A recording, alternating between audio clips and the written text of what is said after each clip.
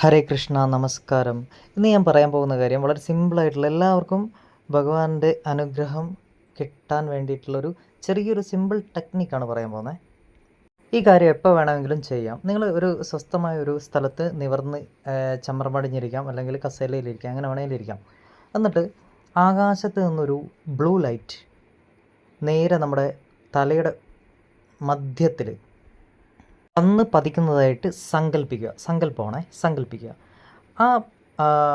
ഈ blue light നമ്മുടെ നേരെ തലയിലേക്ക് വന്ന് പതിച്ചതിന് ശേഷം അത് നമ്മളെ നട്ടെല്ല് വഴി താഴത്തേക്ക് ഇങ്ങനെ ഇറങ്ങിപ്പോകുന്നതായിട്ട് സങ്കല്പിക്കുക.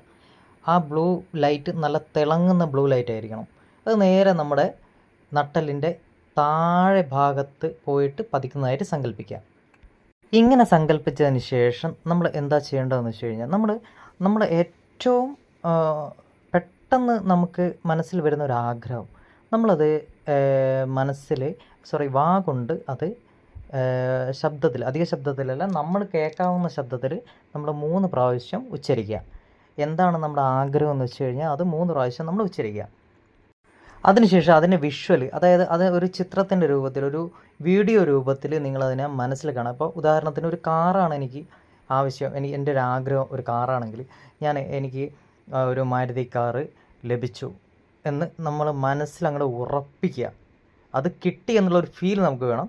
അപ്പോൾ ആ സമയത്ത് നമ്മൾ ആ മാരുതി കാറിൽ നമ്മൾ പോകുന്നതായിട്ടും, ആ മാരുതി കാറിൻ്റെ കളറ്, ആ മാരുതി കാറിൽ നമ്മൾ ഉള്ളിലൊക്കെ എന്തൊക്കെ മോടികൾ പിടിപ്പിച്ചിട്ടുണ്ട്, അതിൽ നമ്മളിരുന്ന് യാത്ര ചെയ്യുന്നു, നമ്മുടെ ഫ്രണ്ട്സ് ഇരിക്കുന്നു, നമ്മളതിൽ എവിടെയൊക്കെ പോകുന്നു, അവിടെ ചുറ്റി പോകുന്നു, മറ്റേ എവിടെയൊക്കെ സ്ഥലങ്ങൾ കാണാനും അവിടെ എവിടെയൊക്കെ പോയി വരുന്നതായിട്ട് നമ്മൾ സങ്കല്പിക്കുക. ഈ സമയത്ത് ഒരു 5 മിനിറ്റ്, നിങ്ങൾ 5 മിനിറ്റ് വേണമെന്നില്ല, ഒരു 3 മിനിറ്റ് ചെയ്താൽ മതി ഇത്. അതിനുശേഷം നിങ്ങൾ നന്ദി പറയണം. മാരുതി കാർ എനിക്ക് ലഭിച്ചതിന് ഞാൻ ഈ ദൈവത്തിനോട് നന്ദി പറയുന്നു, യൂണിവേഴ്സിനോട്, ഈ പ്രപഞ്ചശക്തിയോട് ഞാൻ നന്ദി പറയുന്നു. 3 പ്രാവശ്യം നന്ദി നന്ദി നന്ദി എന്ന് പറയുക.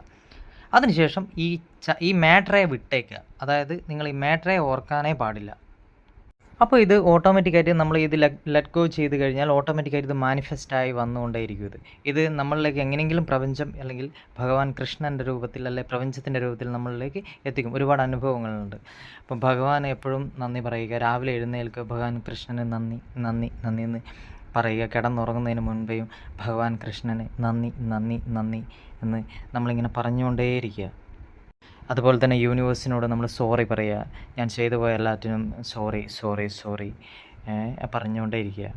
അപ്പോൾ ഇതെല്ലാവരും ആവർത്തിച്ച് ചെയ്യുക. Thank you.